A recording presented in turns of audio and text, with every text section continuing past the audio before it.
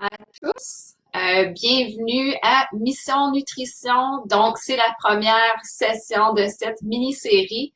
Je m'appelle Tina Michaud et je suis une des spécialistes de promotion de la santé ici même à Ottawa-Gatineau.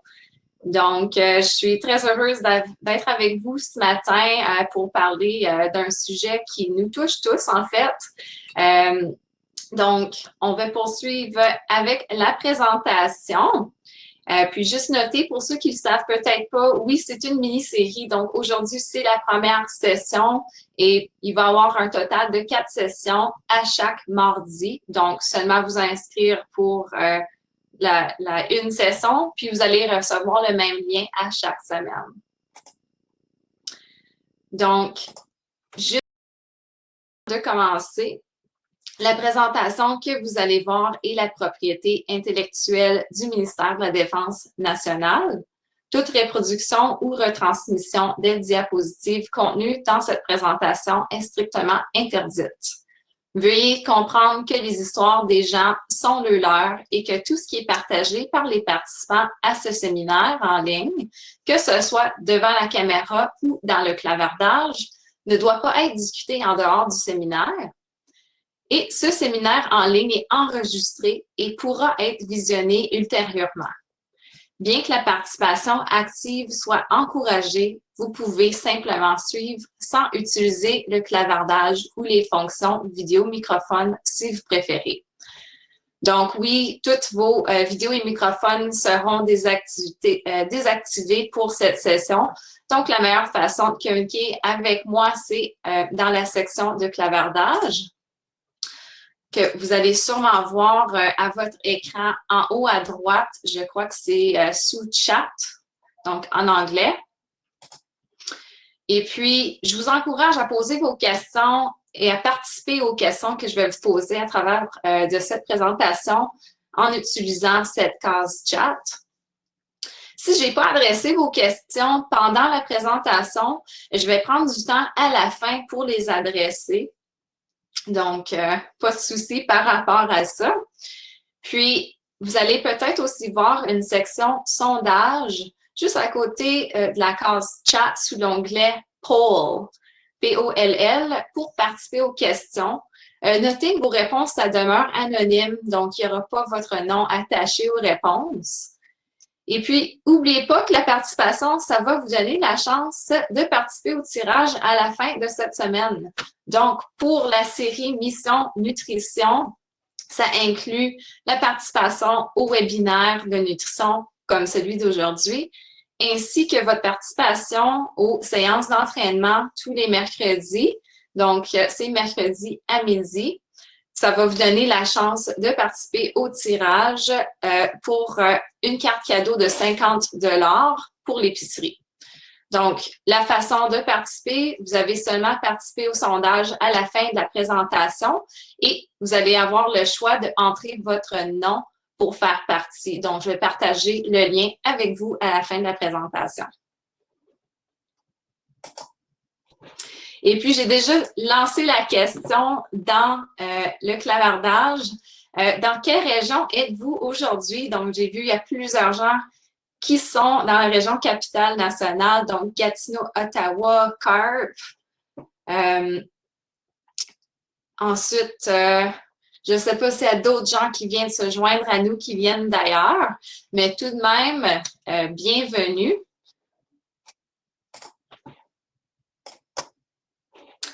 On va passer maintenant aux objectifs de Mission Nutrition. Donc, c'est quoi au juste Mission Nutrition? Peut-être vous l'avez déjà lu sur notre site web lors de votre inscription. Mais c'est une initiative de l'équipe de promotion de la santé et du conditionnement physique qui combine les webinaires au sujet de la nutrition avec des séances de conditionnement physique pour une durée de 4 semaines au mois de mars. Donc oui, cette semaine, c'est la première semaine. Puis, avec cette combinaison, on espère que vous allez avoir la chance d'acquérir des compétences utiles et que vous allez peut-être commencer à mettre ces nouvelles compétences en pratique et de trouver votre stratégie santé. Fait que c'est vraiment là de trouver des petits morceaux d'informations, des trucs qui fonctionnent pour vous afin que vous puissiez les prendre et les mettre en pratique dans votre vie. Puis, notez que les informations des présentations de nutrition sont tirées du programme Style de vie Poids Santé par Énergiser les forces. Donc, ce programme-là, c'est un programme de 8 semaines qu'on donne habituellement en personne, mais puisque ce n'est pas possible en ce moment, nous avons tiré des informations pour vous offrir une autre version, donc Mission Nutrition. Les objectifs du programme, c'est vraiment d'approfondir ses connaissances puis améliorer vos habiletés en matière d'alimentation saine et d'activité physique. Aussi pour améliorer la confiance en soi, pour avoir une plus grande capacité à maintenir des nouvelles habitudes après le programme de 4 semaines. Fait que c'est pas juste, OK, on va faire ce programme pour le mois de mars, puis après ça, fini, on n'en parle plus. C'est vraiment d'essayer de prendre certains outils puis continuer à les appliquer à long terme. Puis on espère que vous allez vous sentir plus en forme et en meilleure santé. Donc, chaque personne a des objectifs et des attentes différentes. Nous, on va vous fournir de nombreuses informations pratiques sur l'alimentation saine et l'activité physique. Puis, c'est très, très important, surtout puisque les adultes apprennent mieux si les sujets sont pertinents. On vous encourage à poser vos questions. N'hésitez pas. Et puis, présence et participation. Donc, chaque module qu'on va faire chaque semaine, ça couvre des sujets importants en rapport avec un mode de vie sain. Donc, les activités proposées à la maison, fait que oui, on suggère des petits devoirs à faire. Ça va vous aider à acquérir des connaissances puis des compétences. Par exemple, le suivi d'aliments et le suivi de vos activités physiques. Puis, on va en discuter un petit peu plus tard dans la présentation. Donc, objectif pour session numéro 1, c'est de vous présenter les composantes et de vous donner des outils pratiques pour commencer votre mission dès maintenant. Donc, dans cette présentation, on va faire un survol sur les éléments liés à un mode de vie sain.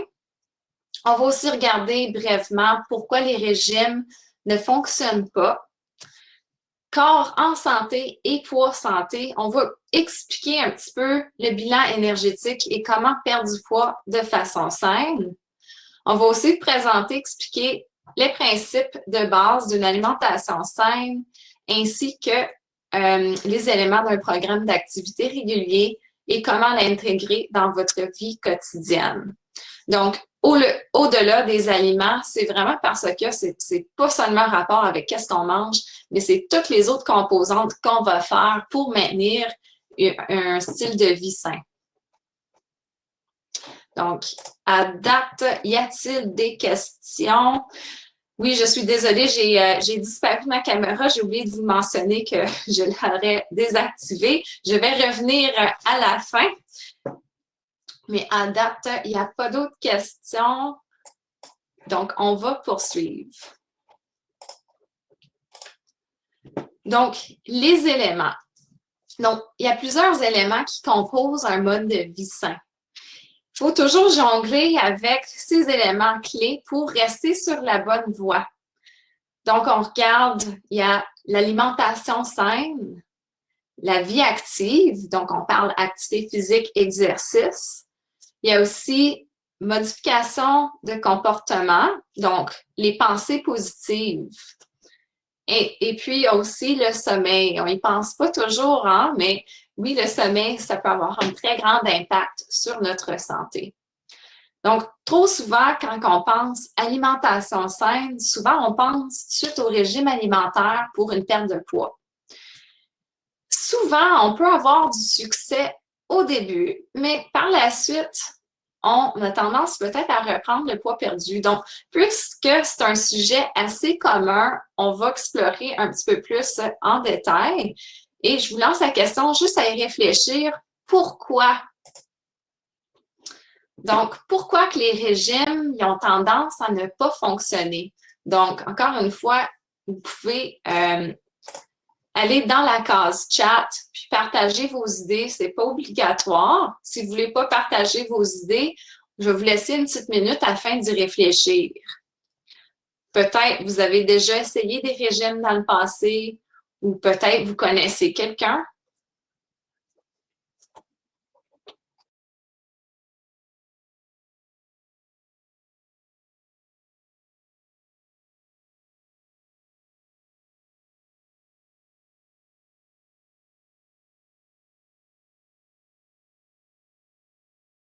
Quelqu'un qui a partagé, j'imagine que c'est parce que les régimes engendrent la privation de quelque chose. Oui, absolument.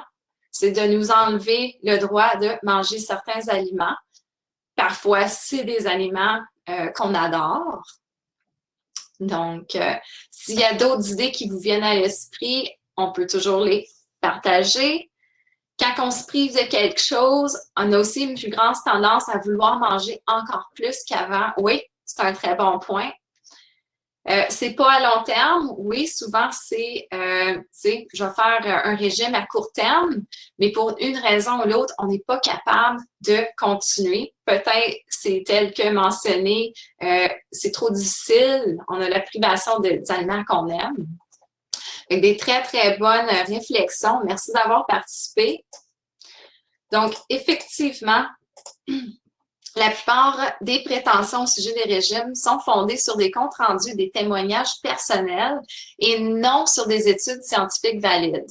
Donc oui, je parle de façon très générale, mais si on pense aux diètes très extrêmes, pas le droit de manger plein d'aliments, que c'est très, très strict, il faut aussi se souvenir, les régimes, ça ne tient pas compte de vos habitudes, de ce que vous aimez manger et des choses que vous n'aimez pas manger, ainsi que vos heures de repas en famille et de vos préférences en général.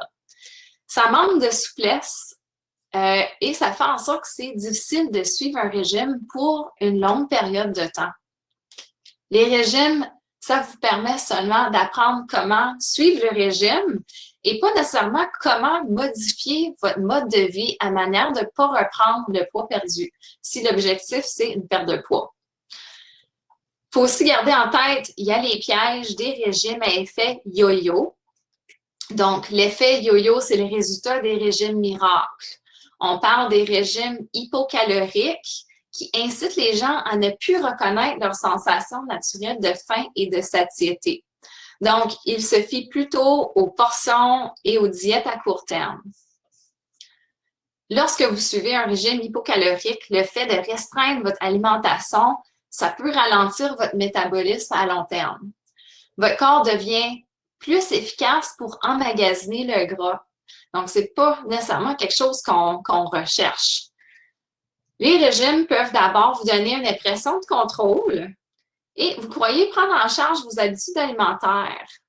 Vous pensez avoir réussi au fur et à mesure que le chiffre affiché sur une personne diminue, mais rapidement, vous combattez vos envies de manger des aliments interdits et vous éprouvez un sentiment de privation. Donc oui, on l'a mentionné tantôt dans le chat, exactement ça.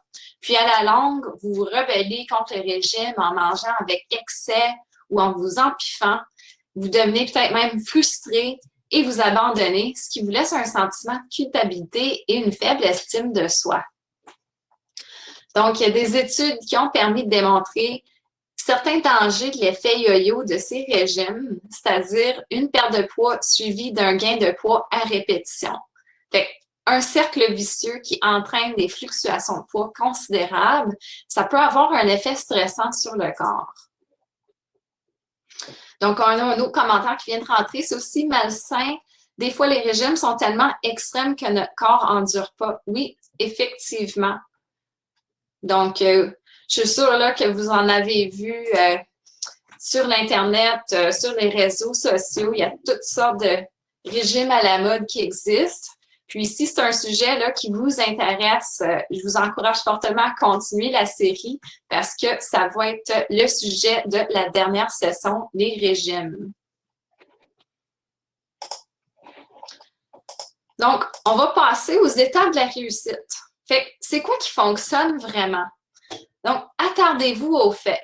portez une attention particulière à vos habitudes d'alimentation et d'activité physique. Fait que vraiment, là, prenez le temps de réfléchir sur vos habitudes. Ensuite, fixez-vous des objectifs réalistes et dressez une liste d'activités qui va vous aider à les atteindre. Fait qu'on va discuter d'établissement d'objectifs à la prochaine séance, donc la semaine prochaine. Il est important aussi de créer un environnement sain. Donc, un environnement qui nous offre du soutien, donc à la maison, notre famille, notre conjoint, conjointe, même avec nos amis. Et c'est en forgeant qu'on devient forgeron. Donc, en règle générale, il nous faut au moins 3 mois de mise en pratique pour qu'une nouvelle habilité devienne habitude. Donc, ça qu'on a mentionné tantôt, oui, on a la mission de nutrition pour le mois de mars, c'est une durée de 4 semaines, mais il faudrait continuer pour un autre 8 semaines pour vraiment faire en sorte que les changements qu'on a faits deviennent réellement une nouvelle habitude. Donc, oui, ça prend du temps, c'est pas un sprint, mais plutôt un marathon. Puis, avec la pratique, les nouvelles habiletés vont devenir des nouvelles habitudes qui vont nous former un nouveau mode de vie.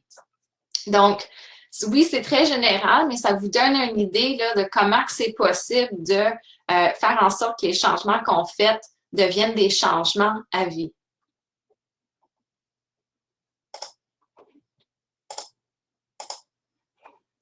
Donc, sur le sujet de la perte de poids, on a parlé un petit peu là, des régimes extrêmes. Il y en a peut-être certains d'entre vous qui se posent la question, bon, ben c'est quoi une perte de poids raisonnable? Donc, des recherches ont permis de démontrer que si vous faites de l'embonpoint, une perte de seulement 5 de votre poids peut vous procurer de grands bienfaits pour la santé, tels qu'une baisse de pression artérielle, du taux de cholestérol et du taux de sucre dans le sang. En d'autres mots, vous n'avez pas à atteindre l'indice de masse corporelle idéal pour ressentir les bienfaits sur votre santé. Puis bon, ben c'est quoi l'indice de masse corporelle? En anglais, BMI. C'est vraiment un ratio, un calcul entre votre poids corporel en kilos divisé par votre taille au mètre carré. Ça vous donne un numéro. Puis oui, il y a des chartes associées à ça qui vous disent, bon, ben, vous êtes dans la zone santé ou bien surplus de poids, ainsi de suite. Mais il y a d'autres choses qu'on doit aussi prendre en considération. C'est pas juste le poids. Vous pouvez aussi vous poser la question, bon, ben, c'est à quel rythme? Fait que comment rapidement est-ce qu'on peut s'attendre à une perte de poids? Donc, plus la perte de poids est graduelle et stable, meilleures sont vos chances de ne pas reprendre les kilos perdus. Et puis, on peut s'attendre là, à 0,5 à 2 livres par semaine de perte de poids pour que ça soit seulement de la masse grasse. Plus que ça, on va commencer à perdre peut-être de la masse musculaire et aussi, ça va être de l'eau qu'on va perdre. Et une fois qu'on va arrêter le régime, on va reprendre tout ce poids-là assez rapidement. Il était aussi important de noter que si on se pèse, il faut faire attention de ne pas le faire trop souvent. Ça peut être contre-productif parce qu'on devient vraiment préoccupé avec le poids, le numéro, c'est quel chiffre qu'on est rendu, c'est-tu 0,5 livres de plus, 0,5 livres de moins, ah, ça a changé le lendemain. Fait qu'on ne veut pas changer trop le focus sur modifier son comportement. Ce que j'essaie de dire, c'est oui, c'est correct de vérifier notre poids peut-être à chaque semaine, mais de ne pas en faire une obsession. Fait qu'on veut vraiment garder le focus sur la modification de nos comportements. Donc, tous les autres objectifs, toutes les autres activités et actions qu'on va prendre pour faire en sorte qu'on va améliorer notre mode de vie.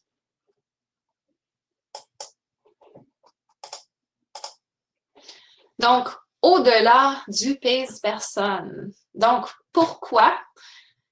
Bien, votre poids, ce n'est pas un véritable indicateur de votre succès. OK? Oui, c'est un indice, mais ce n'est pas la seule chose qu'on peut regarder dans l'ensemble. Par exemple, si vous intégrez de l'activité physique puis des exercices de musculation à votre plan de mode de vie sain, vous allez augmenter votre masse musculaire qui est plus lourde que le gras.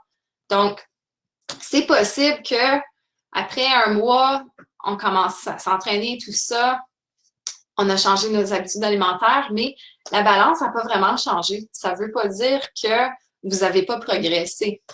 Parce que la balance, elle ne tient pas compte de votre composition corporelle. C'est-à-dire, ça ne tient pas compte de la masse grasse, fait que le pourcentage de gras dans votre corps, et le pourcentage de masse maigre, donc la masse musculaire. Et puis, on peut aussi voir que ça arrive des fois ou assez souvent que les objectifs de poids qu'on se fixe sont souvent inatteignables et que ça peut être nuisible pour la santé. Comme mentionné tantôt, si c'est des objectifs très extrêmes et qu'on fait des régimes très extrêmes pour essayer d'obtenir les résultats. Donc, encore une fois, en conclusion, oui, c'est correct d'utiliser le pèse-personne, mais c'est aussi important d'utiliser autre façon pour voir notre progrès. On va maintenant parler un petit peu du bilan énergétique. Donc, on voit là sur cette diapositive une balance avec un bord, c'est les aliments, et de l'autre côté, c'est les conditions de vie normales plus l'activité physique. Donc, perdre du tissu adipeux, du tissu gras, à tout voir avec l'équilibre calorique. Donc, l'énergie se mesure en calories et les aliments que vous consommez fournissent de l'énergie à votre corps. Donc, on va utiliser le terme énergie, calories, là, c'est plus ou moins la même chose. Votre corps utilise l'énergie, ce qu'on appelle le métabolisme. Donc, on peut y penser là, comme la fournaise de votre corps. On met de l'énergie dedans, on le brûle, puis on l'utilise. Ou on ne l'utilise pas. Si l'énergie qu'on n'utilise pas, on va l'emmagasiner comme masse adipeuse. Donc, l'énergie que votre corps utilise, c'est pour les fonctions vitales. Donc, il ne faut pas oublier, il faut de l'énergie pour respirer, pour faire battre notre cœur, puis aussi pour notre fonction du cerveau. Donc, le cerveau, lui, a besoin de quand même un bon montant d'énergie pour bien fonctionner. Aussi, le plus que vous bougez et le plus que vous faites de l'activité, vous allez utiliser encore plus d'énergie. Donc, le métabolisme, ça dépend également de votre poids, votre grandeur, votre sexe et vos gènes. Donc, ça va être totalement différent d'une personne à l'autre. Les hommes utilisent habituellement plus de calories car ils possèdent naturellement plus de muscles. Puis, les muscles, ça utilise plus de calories. Puis aussi, avec l'âge, le métabolisme a tendance à ralentir. Donc, on va avoir besoin peut-être un petit peu moins d'énergie avec l'âge que quand on avait, je ne sais pas moi, cinquantaine versus dans votre vingtaine. Et il y a aussi certains changements hormonaux qui peuvent ralentir le métabolisme, par exemple la ménopause. Fait que, oui, la balance, ça démontre une façon très générale de le bilan énergétique, mais oui, il y a certaines autres composantes là, qui peuvent aller jouer là-dedans, là, comme on a mentionné, l'âge, changements hormonaux, ainsi que votre génétique. Mais comment faire pencher la balance en votre faveur? Fait que, comme montre l'image, si vous absorbez le même nombre de calories que celui que vous avez besoin, donc si c'est égal, vous avez vos besoins sont comblés par votre alimentation, votre poids va se maintenir. Si vous absorbez plus de calories que vous en dépensez, vous allez prendre du poids et si vous dépensez plus d'énergie que vous consommez, bon, ben, vous allez perdre du poids.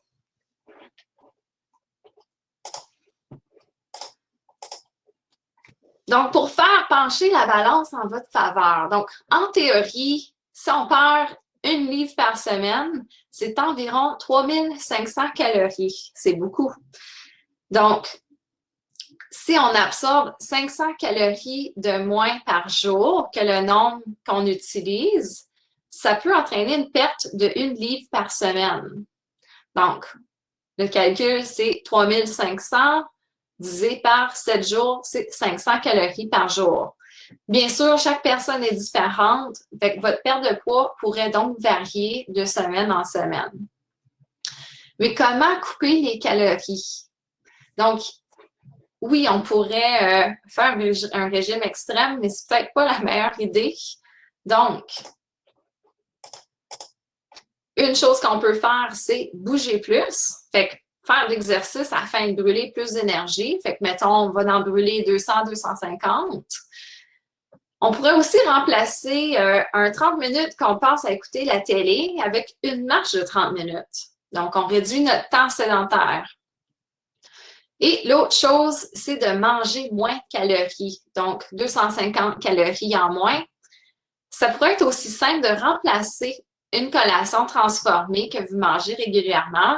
Par exemple, si chaque après-midi, vous aimez manger un bol de chips, on peut échanger le bol de chips pour quelque chose de croquant, tel que des légumes frais ou même du maïs éclaté à l'air. Ça peut aussi de reconnaître quand vous avez réellement faim versus quand vous vous ennuyez. Fait que pourquoi vous mangez? C'est-tu vraiment parce que vous avez faim ou il n'y a rien à faire? Fait que je vais ouvrir le frigidaire puis on va manger. Fait que c'est aussi de prendre conscience de ces petits détails-là. Fait que rappelez-vous, des petits pas, ça peut mener loin. Fait qu'un déficit en calories de seulement 200 par jour, ça peut entraîner une perte de poids de 20 livres sur une année. Mais le contraire est également vrai. Fait que les petites choses, ça peut s'additionner. Fait que faites attention. Consommer 200 calories de plus par jour, ben, ça peut emporter une prise de poids de 20 livres dans une année. Fait que ça a l'air de pas grand-chose, 200 calories de plus ou de moins, mais si on regarde sur un plan d'un an, ça peut faire une très grande différence. Les régimes chocs, on a parlé un petit peu tantôt. Fait que faire attention, les régimes qui sont très peu caloriques, ça peut entraîner une perte de muscles et d'eau. C'est vraiment pas une perte de poids idéale. Puis, vraiment, le maximum qu'on peut s'attendre dans une semaine, c'est 2 livres. Si vous en perdez plus, ça signifie probablement que vous perdez des muscles et de l'eau. Puis, comme on a mentionné, ça va récupérer très rapidement lorsque vous allez revenir à votre régime alimentaire habituel. En conclusion, pour cette section ici, assurez-vous d'être raisonnable. Fait que réduisez pas trop votre consommation de nourriture quand ça va vous donner faim ou vous allez avoir tendance à trop manger. Et si vous visez une perte de poids, essayez d'en faire en sorte que c'est lent mais progressif. Vous allez avoir plus de chances de ne pas reprendre le poids perdu. Et vraiment, concentrez-vous sur les changements d'habitudes alimentaires et sur le fait de se sentir en bonne santé et non sur les régimes. Donc, avant de passer aux portions quotidiennes cibles de certains aliments, il est important de comprendre de ne pas manger suffisamment. Ça peut entraîner la faim, des carences et un appétit exagéré par la suite. Ça peut aussi, ça ne nous donnera pas assez de nutriments, OK? Donc, notre apport en nutriments va être insuffisant. Et même si vous comptez pas les calories, ça se peut que les portions cibles, excusez-moi, bien que vous comptez pas les calories un par un, ça se peut que même si vous suivez les portions cibles, ça va vous donner les objectifs dont vous recherchez. Fait que, ça pour dire que c'est pas nécessaire d'aller lire toutes les étiquettes et commencer à tout écrire nos calories tout le temps. Si on connaît c'est quoi les portions cibles pour nous, on va être capable de gérer notre assiette et notre alimentation à long terme sans, encore une fois, obséder sur compter des calories. Donc, je vous lance une question pour juste y réfléchir. Comment vous assurer d'obtenir tous les nutriments dont votre corps a besoin pour une santé et des performances optimales? Donc, comment on fait sûr de ne rien manquer en termes d'aliments? Fait qu'il y a tout paquet de choses, là. Fait que, tu sais, il y a les vitamines, les minéraux, les protéines, les glucides, puis il y a aussi les gras qui sont essentiels. Fait que c'est beaucoup de choses, là, à me prendre en note. Comment on fait sûr de ne pas en manquer? C'est simple, comme c'est peut-être pas si simple que ça, selon votre situation. Mais la première chose, c'est de manger à des heures régulières. La deuxième, c'est viser à atteindre le bon équilibre. Et le troisième, c'est de faire le suivi des aliments que vous consommez. Donc, on va passer à travers de chacun, un à la fois. Et je vais partager une question avec vous. On va faire un petit sondage. Déjeunez-vous à chaque matin? Toujours, jamais, parfois.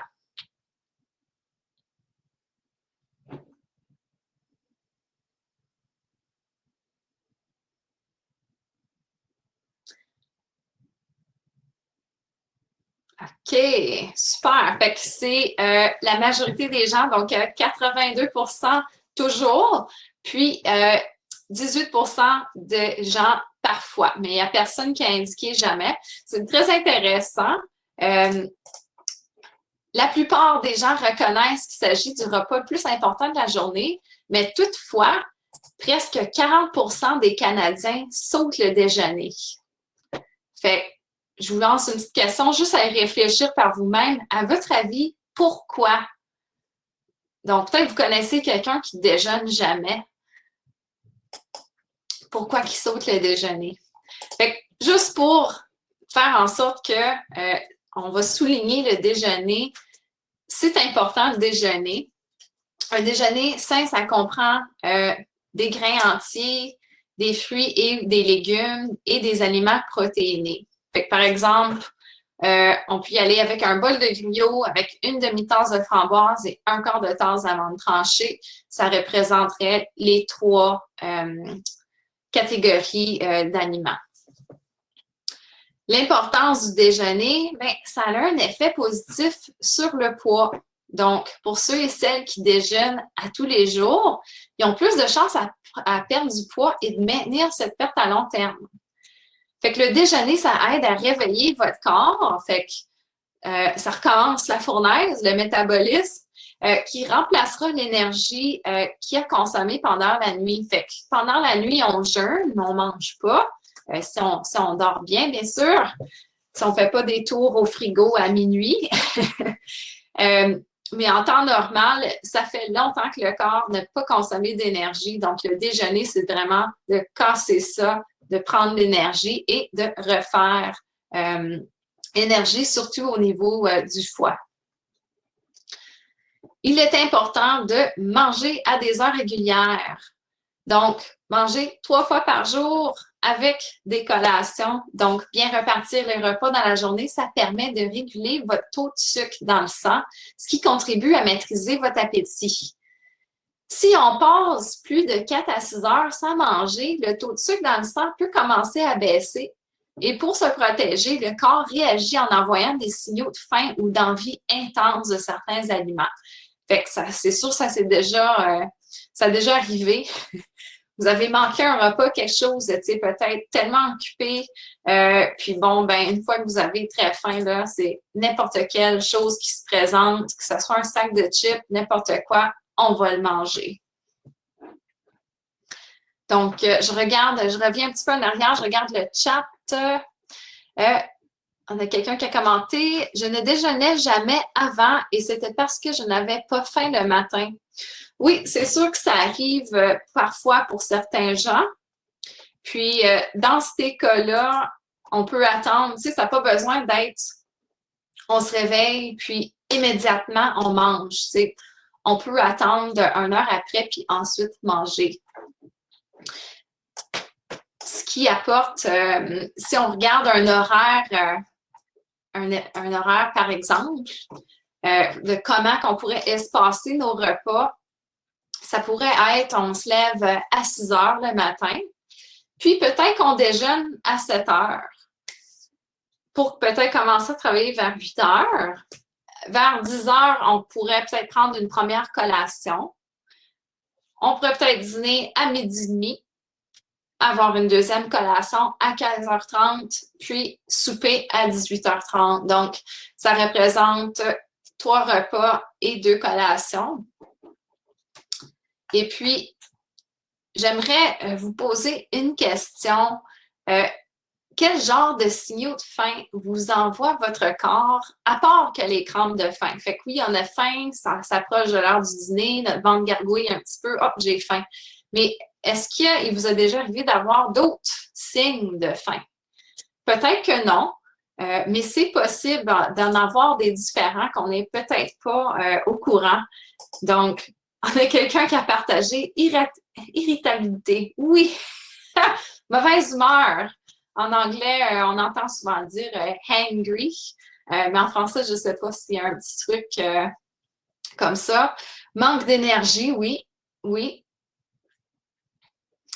Donc, Marie-Michel, on a une question qui vient de rentrer. Ma fille n'aime pas déjeuner le matin parce qu'elle dit qu'elle n'a pas faim. Avez-vous des stratégies?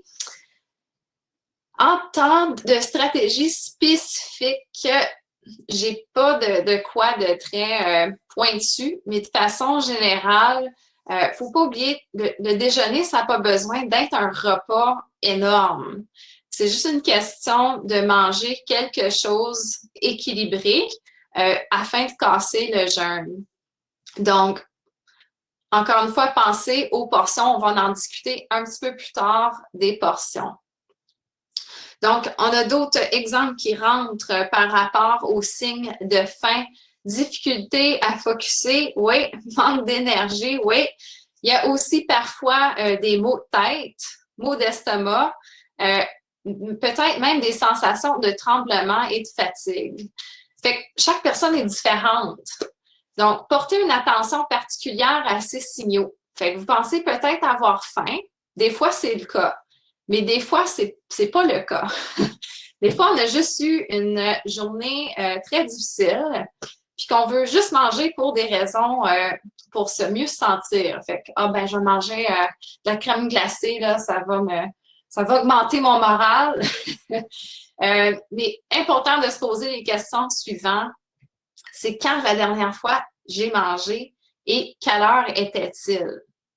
Donc, l'envie de manger, ça peut être d'autres choses qui ressortent. Par exemple, des fois, si on est juste fatigué ou peut-être même quand on a soif, si on n'est pas bien hydraté, parfois on pense qu'on a faim, mais réellement, c'est la soif. On est déshydraté. Peut-être même, on s'ennuie.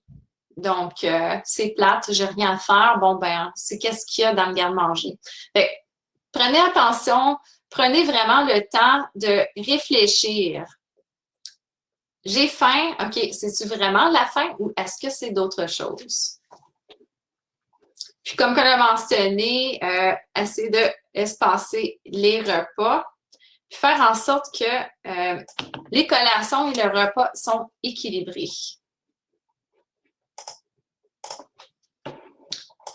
Puis, en parlant d'équilibre, visez à atteindre le bon équilibre. Donc, c'est quoi la quantité de nourriture que vous mangez réellement? Puis, on entend parler de portions. OK, bien, il y a vos portions, donc ce que vous mangez à un repas ou en collation, mais il y a aussi les portions déterminées. OK, fait que c'est quoi la différence? Bon, une portion, c'est ce que vous mangez. Fait que vous prenez votre assiette, vous allez vous servir à souper. Peu importe c'est quoi la quantité, c'est votre portion à vous pour souper. Mais si on regarde la portion déterminée, c'est la quantité standard de nourriture recommandée par le Guide alimentaire canadien. Donc, c'est une portion prémesurée, si on veut, et sont établies en fonction du poids et des mesures des aliments. Donc, on voit là quelques images à l'écran. Fait que une portion, c'est une tranche de pain. OK? Fait que si vous mangez 2 tranches de pain comme sandwich, c'est une portion pour vous, mais c'est 2 portions déterminées de produits céréaliers. OK? Donc, quelques autres conseils pratiques là, sur la manière d'établir rapidement les portions d'aliments. C'est la viande et la volaille, c'est la grosseur de votre paume de main. Aussi, un paquet de cartes, c'est un autre exemple que vous connaissez peut-être. Les fruits et légumes frais surgelés ou en conserve, on parle d'une demi-tasse, donc un demi-point. Pâtes et riz, une demi-tasse, un demi-point. Donc, ces portions, ça peut nous aider à mettre en perspective les quantités d'aliments qu'on mange et à mieux gérer nos portions. Je peux utiliser l'exemple du gros bol à spaghetti. Si on pense qu'une portion, c'est un demi-point, ça se peut très fortement que, bon, ben, notre bol à spaghetti, là, il y a 4 portions de pâtes là-dedans.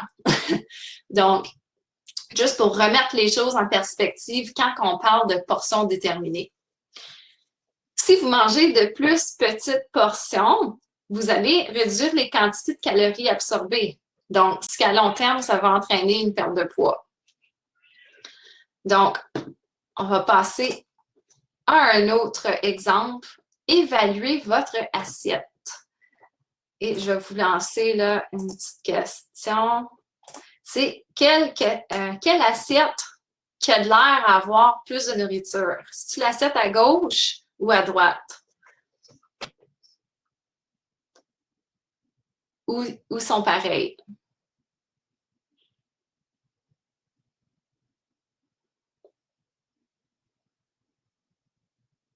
OK. Fait que l'assiette de droite, oui, a de l'air à en avoir plus.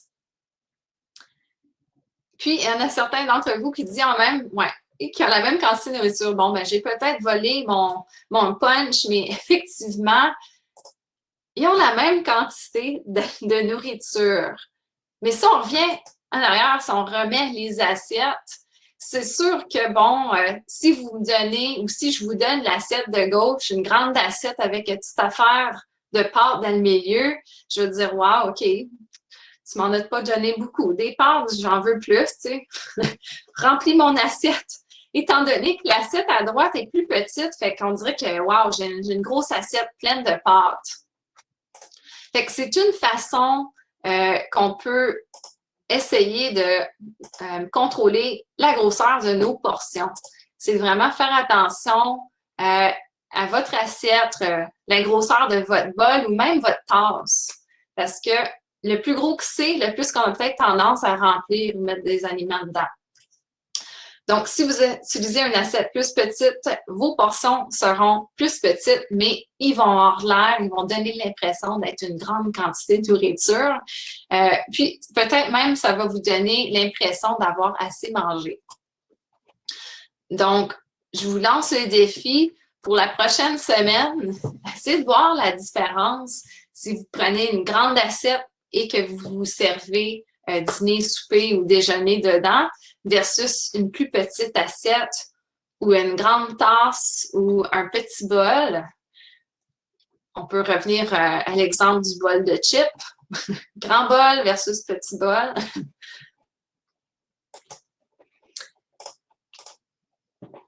Et suivre ses progrès. C'est la troisième chose sur la liste de tantôt. Fait que journal alimentaire. Donc, pourquoi que c'est important de suivre ses progrès? Comme on a mentionné, c'est pas à faire ça à tout jamais. Fait que c'est vraiment l'idée de l'utiliser comme un outil pour nous aider à prendre conscience de l'origine de nos calories. Donc, il y a des études qui ont montré qu'il est plus facile de modifier son mode de vie quand on fait le suivi de ses progrès. L'autosurveillance est importante. Elle vous aide à rester sur la bonne voie et à résoudre les problèmes. Fait que si vous faites le suivi des éléments suivants, le poids, tour de taille, quantité d'aliments consommés, votre activité physique, habitude de sommeil, peut-être même votre humeur ou émotion, ça peut là, vous aider à prendre conscience sur tu sais, à cette heure-là, pendant la journée, j'ai tendance à manger des aliments qui ne sont pas nécessairement sains, bien pourquoi? Ah, parce que j'ai peut-être sauté mon dîner ces journées-là. Fait qu'encore une fois, là, vous allez peut-être avoir la chance de reconnaître et d'identifier certains éléments à améliorer. Donc, ça va vous aider à consigner les changements et les sentiments positifs aussi dans un journal. Fait que c'est pas juste les mauvaises choses, mais aussi identifier toutes les choses qu'on fait très bien. Donc, je vais partager un document avec vous. C'est sûr que vous pouvez trouver autres outils. Il y a des applications qui sont disponibles. Il y en a qui sont gratuites. Mais si vous voulez juste faire la façon qu'on imprime le document puis qu'on l'écrit à main, je partage un document avec vous. C'est un journal d'alimentation et d'activité physique. Donc, ce n'est pas nécessaire de le faire une semaine de temps. On peut choisir 2 journées dans la semaine et une journée la fin de semaine pour voir, là, de façon générale, comment que nos habitudes y sont. Et ça va peut-être vous aider à trouver, ah, regarde, ça, c'est quelque chose que j'aimerais changer. J'ai pas tendance à manger ma portion de légumes à tous les jours, par exemple. Donc, encore une fois, je vous invite à remplir ça pendant la prochaine semaine et de le prendre en note, de le garder avec vous lors de la prochaine session. Inquiétez-vous pas, là, on ne fera pas de présentation sur votre journal. C'est vraiment juste pour votre propre référence.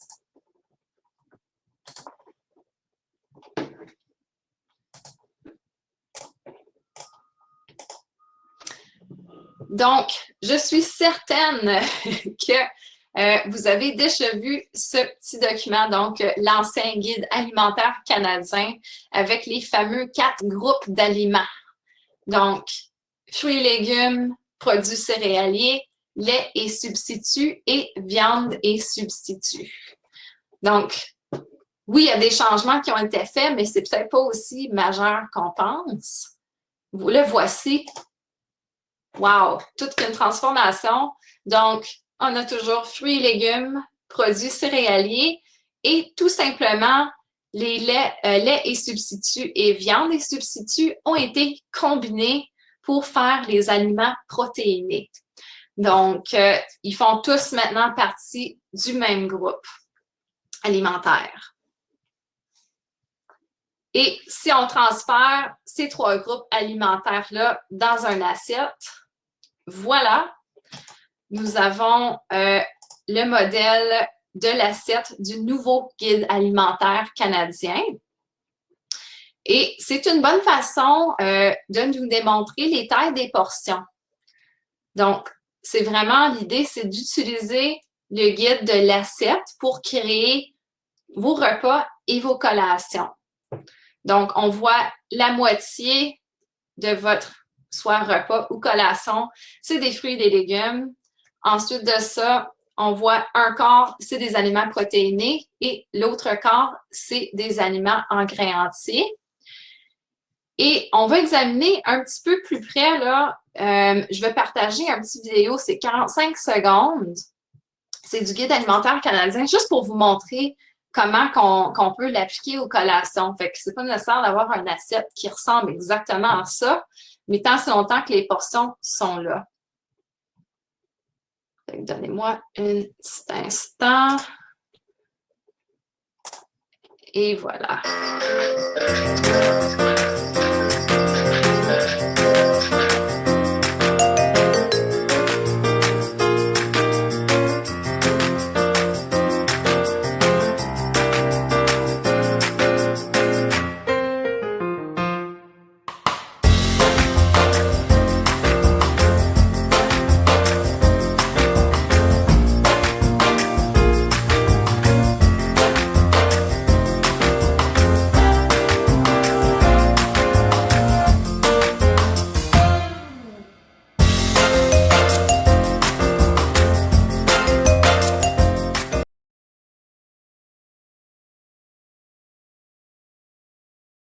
À démontrer très rapidement là, comment que ça peut ressembler, même si ce n'est pas toujours dans une belle assiette blanche. Ça peut être dans nos contenants pour collation aussi, mais c'est toujours possible de faire en sorte que on essaie de suivre les portions recommandées. Donc, pour rentrer un petit peu plus en détail pour les portions, on regarde les légumes et les fruits. Ça peut être entier ou coupé. Essayez de profiter d'une variété. Fait que pensez à avoir beaucoup de couleurs dans vos repas, dans vos collations. Et n'oubliez pas, ça peut être frais, surgelé ou en conserve. Et la clé, c'est vraiment de manger une variété. Donc, une variété, ça va vous permettre d'obtenir une variété de nutriments pour réduire votre risque de maladie cardiaque. Il est important aussi, on voit parfois, OK, ben un jus de fruits versus un fruit, c'est plus, comment on pourrait dire, peut-être plus avantageux de manger le fruit au lieu du jus, parce que le fruit va nous offrir des fibres que le jus n'aura pas nécessairement. Et ça va me donner l'impression de se sentir plus plein. Ça va nous rassasier un petit peu mieux qu'une tasse de jus. Et puis, ça a tendance aussi à avoir un peu moins de calories que le jus. Donc, quand c'est possible, on pense plus comme dans l'ancien guide, on disait, OK, bon, ben, du jus, ça équivaut à un fruit. Un petit peu moins maintenant, on essaie de profiter de manger le fruit au lieu de le remplacer avec le jus. Donc, produits céréaliers, très importante source de nutriments. Ils contiennent des nutriments tels que les fibres, les vitamines et les minéraux. Et les grains entiers contiennent plus de fibres que les grains raffinés. Fait qu'on parle grains entiers, ça peut être du griot, du popcorn, ça peut être même du riz brun. Donc, optez quand c'est possible pour les grains entiers au lieu des grains raffinés. Donc, les choses à base de farine blanche. Et puis, essayez de manger des aliments riches en fibres, car ça peut réduire les risques d'accident vasculaire cérébral, de cancer du côlon, maladie cardiaque et de diabète de type 2. Donc, d'autres exemples, c'est le quinoa.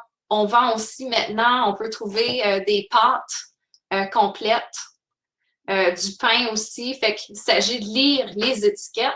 Puis, on va parler davantage des étiquettes dans les prochaines sessions, donc session numéro 3.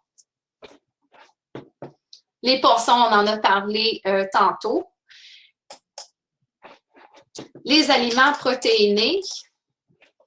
Essayez de choisir plus souvent les aliments protéinés qui proviennent des plantes.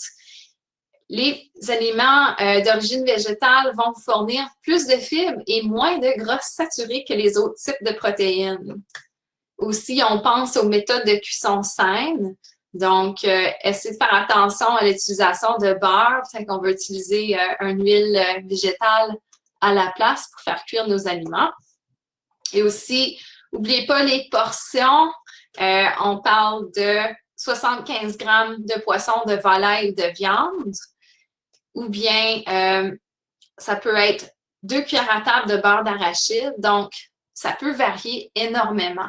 Fait qu'on peut se faire toutes sortes de combinaisons là, pour avoir les protéines qu'on a besoin.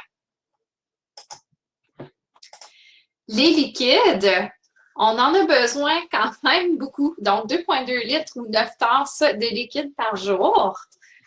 Ça dépend de notre environnement. Si on est actif, on transpire beaucoup, toutes sortes de facteurs qui rentrent là-dedans. Mais l'important, c'est de boire de l'eau régulièrement et de faire en sorte que l'eau, c'est votre choix de boisson numéro 1.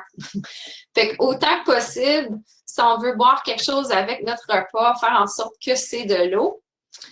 Et pour vous assurer d'obtenir toute l'eau que vous avez besoin, essayez de la garder près de vous. Fait que si une bouteille d'eau toujours à portée de main, ça vous aide, faites en sorte qu'elle est toujours là.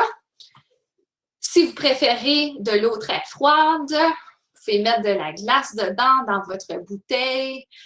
Aussi, il y a certains gens qui ont tendance à plus boire s'il y a un petit goût à l'eau. Fait qu'on se peut rajouter des saveurs avec des herbes ou des fruits même des légumes comme de l'eau au concombre. Donc, faites qu'est-ce qui fonctionne pour vous afin de vous assurer de tout boire les liquides que vous avez besoin. Et oui, le thé, café, la soupe, ça compte tout comme des liquides. Et essayez de limiter votre consommation de liquides qui sont très sucrés. Donc, on parle des boissons gazeuses, certaines boissons énergisantes sportives, ainsi que l'alcool. Les aliments hautement transformés. Donc, oui, il y a de la place encore pour une petite gâterie d'un temps en temps. Fait qu'on parle de 100 à 150 calories par jour. Ça peut être une gâterie, là. Fait qu'on parle de 2 petits biscuits ou peut-être une demi-tasse de yogourt glacé ou une boisson alcoolisée, par exemple 5 onces de vin.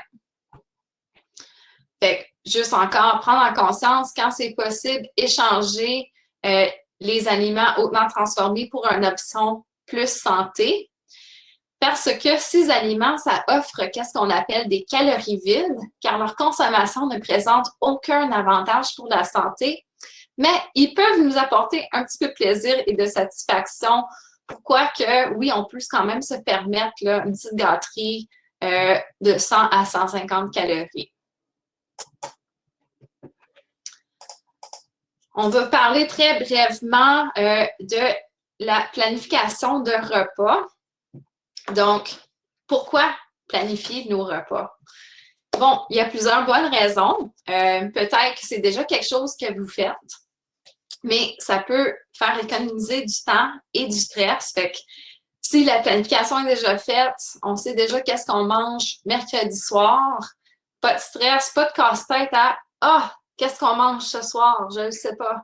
Ah là, il faut aller à l'épicerie parce qu'il nous manque telle chose. » Donc, c'est bon d'avoir une liste d'épicerie puis de tout faire à l'avance, tout planifier. Ça peut aussi faire économiser de l'argent puis réduire le gaspillage alimentaire. Donc, on peut aller à la chasse aux spéciales, donc les choses qui sont en rabais la semaine. Aussi, seulement acheter les aliments qu'on a besoin. Donc, peut-être c'est bien beau, les asperges sont en spécial, sont 3 pour 5 $, mais si on n'a pas besoin de 3 paquets d'asperges, on peut se limiter à un puis faire en sorte qu'on ne gaspillera pas les 2 autres paquets. Ça peut améliorer l'alimentation. Donc, quand on prend le temps de réfléchir à l'avance, c'est quoi nos repas, on peut s'assurer de créer des repas qui sont bien équilibrés. Et aussi, ça peut augmenter les opportunités d'avoir des repas en famille. Donc, tout le monde s'assoit à la table, on prend notre temps, on mange, on discute, on profite du temps. Et on peut casser la planification de repas là, en 3 étapes. Donc, première, c'est de faire un plan, faire l'inventaire de vos aliments, vérifier qu'est-ce que vous avez déjà. Y a-t-il des choses qui sont sur le bord de ne plus être bon, des légumes qu'il faut utiliser ce soir ou demain? Il faut aussi penser à préparer des idées de recettes, OK? Donc, soit des recettes préférées, peut-être même des nouvelles recettes qu'on retrouve en ligne ou peut-être même des recettes qui sont recommandées par des amis. C'est important d'adapter les recettes à nos besoins. Donc, si vous visitez le site web du Guide canadien alimentaire ou même notre site web de Mission Nutrition, vous allez trouver là, plusieurs façons d'adapter les repas pour que ça soit pour vous ou pour votre famille. Oui, il existe certaines allergies ou des préférences, tout simplement, des conditions de santé que des fois, il faut changer les recettes un petit peu pour les modifier. Puis, c'est important de ne pas tout faire tout seul. Donc, quand c'est possible, essayez de demander aux autres membres de votre famille ou votre colocataire de vous aider dans le processus. Faire l'épicerie, bon, c'est beaucoup plus facile avec une liste. Peut-être même que vous n'avez même pas besoin de rentrer à l'épicerie. Peut-être que vous le commandez et que vous le faites livrer. Mais faites attention quand vous êtes à l'épicerie, évaluez dans quel endroit que vous passez le plus de votre temps. Est-ce que vous passez trop de temps dans la section de chips, peut-être? Ou peut-être, oui, vous passez beaucoup de temps dans la section de fruits et légumes, donc c'est une bonne chose.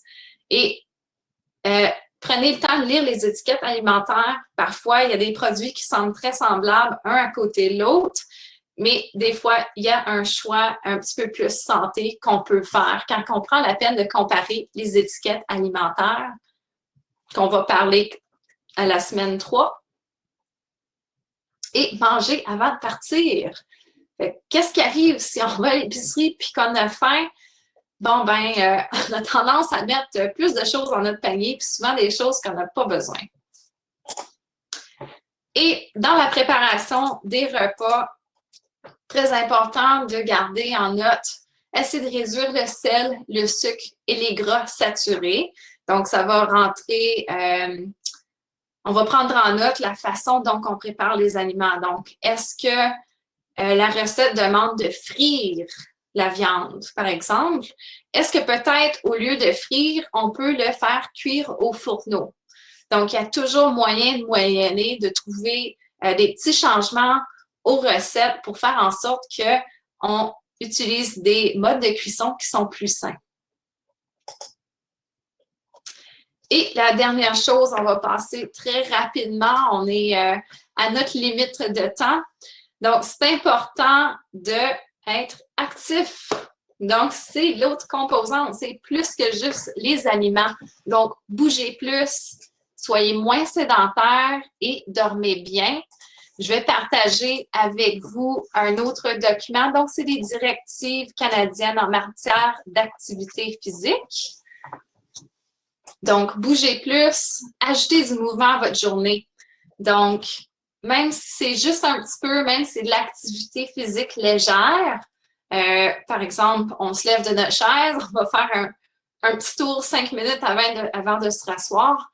Chaque chose fait une différence. Fait que même les petites choses, ça s'ajoute au bout de la ligne. On parle d'activité physique en termes aérobiques, ainsi que les exercices de musculation. Fait que, encore une fois, un rappel pour demain, la séance d'entraînement Mission Nutrition de midi à 1h. Vous avez juste à cliquer sur le lien, il n'y a pas d'inscription nécessaire. Donc, mettez-le dans votre calendrier et soyez moins sédentaire. Fait que limitez le temps sédentaire à 8 heures au moins. Fait encore une fois, le plus souvent que vous vous levez debout et que vous interrompez les longues périodes assises, le mieux que c'est. Et bien important de bien dormir. Donc, c'est 7 à 9 heures de sommeil sur une base régulière pour les adultes. Donc, ça, c'est à tous les soirs. Essayez de vous coucher et de vous lever plus ou moins à la même heure à tous les jours. Et oui, même les fins de semaine. Et plus de pas. Donc, pour évaluer vos pas, peut-être que vous avez déjà une montre qui compte le tout pour vous. Mais trouvez votre base de référence. Donc, peut-être que vous connaissez déjà combien de pas que vous faites par jour. Et puis, vous pouvez vous fixer un objectif réaliste. Fait qu'une façon très facile de le faire, c'est que vous prenez votre base de référence, peut-être c'est 5000 par jour, et vous faites comme objectif plus 500 pas. Fait que 5500, vous faites ça pour une semaine. Fait que faites attention de ne pas exagérer, pas augmenter les objectifs trop rapidement.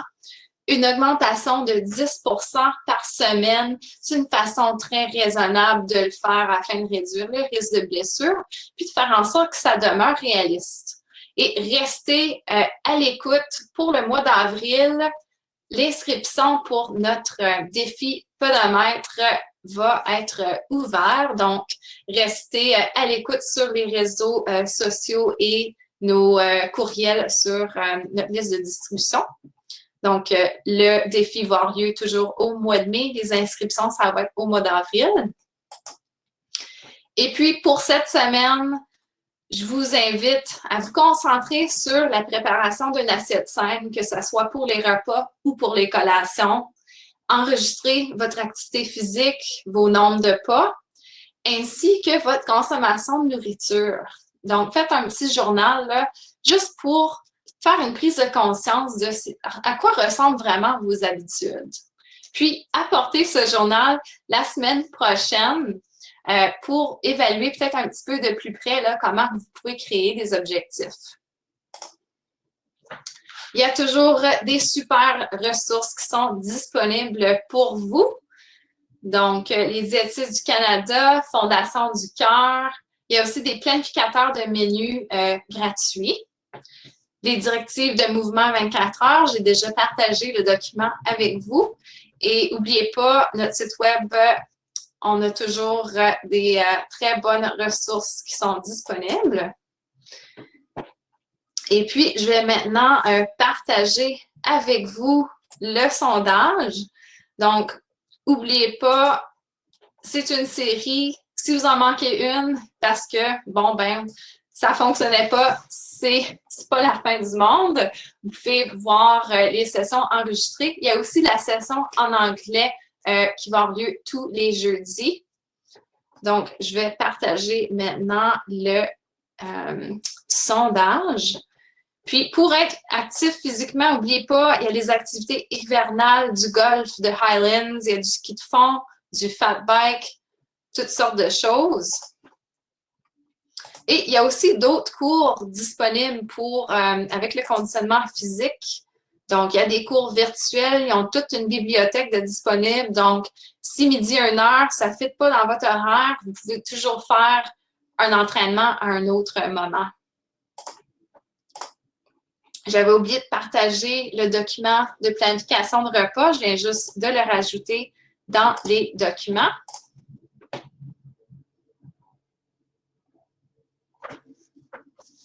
Donc, j'ai rajouté le sondage que vous pouvez cliquer.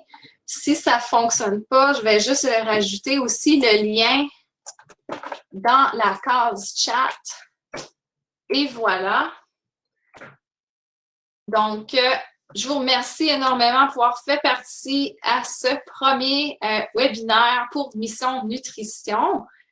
Si vous avez des questions, je vais rester en ligne pour les prochaines minutes. Donc, passez une super belle après-midi et on se retrouve la semaine prochaine, mardi à 10 h.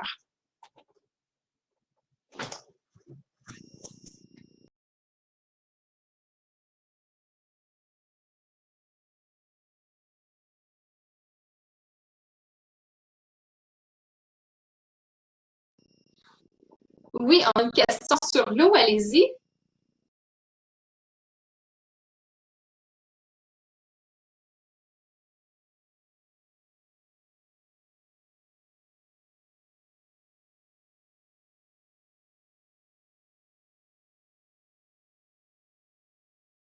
Donc, la question, c'est est-ce que c'est mieux de boire avant, pendant ou après le repas? Donc, à ma connaissance, il n'y a pas de recherche précise par rapport à ça. C'est vraiment boire de façon régulière à travers la journée. Fait que si vous aimez boire de l'eau avec votre repas, allez-y. À ma connaissance, il n'y a pas de précision par rapport à ça. Fait que c'est vraiment d'être régulier. Quand on dit boire 2 litres d'eau par jour, ça ne veut pas dire de caler 2 litres à 7 heures le soir. Fait que c'est vraiment tout au cours de la journée, on veut consommer un petit peu d'eau. Merci pour la question.